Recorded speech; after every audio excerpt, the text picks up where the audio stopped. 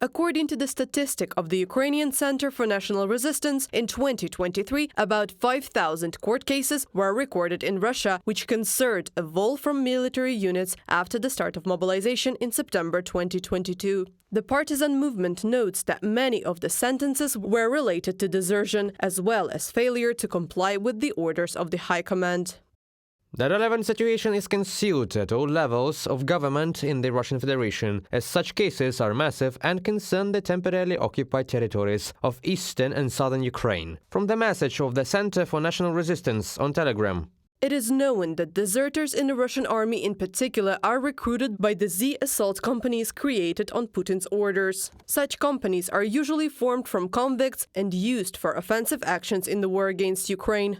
In November 2023, Russian troops intensified checks on the local population, specifically to search for their deserters in the area of captured Melitopol in the Zaporizhzhia region. To identify fugitives, nothing better was invented than forcing them to say "Palyanytsia," an infamous Ukrainian word that Russians cannot pronounce. Ivan Fedorov, mayor of Melitopol, on Telegram. Russian servicemen are not just leaving their positions, but are actively surrendering. This is what Ukrainian servicemen who are fighting against Russian occupants near the village of Robotino in Zaporizhzhia region have been telling.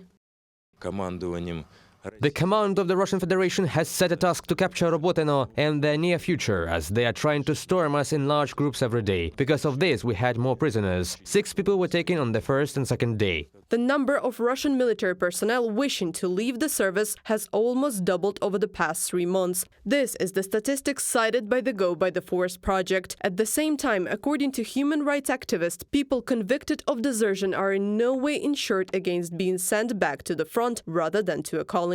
People are often given suspended sentences and sent back. The Russian authorities are using every opportunity. They decided to suspend mobilization in the active phase until the elections, and immediately after, in March 2024, a new wave will begin. Because there are not enough people already. Stories that there are a lot of contract workers and a huge number of volunteers are all untrue. There is a critical shortage of people, that is why there is no promised rotation and holidays. And that is why those who are almost crippled and return to Russia for treatment are sent back to the front. Daria Berg, head of the Aid and Evacuation Department of the Go by the Forest project, an interview with Radio Liberty.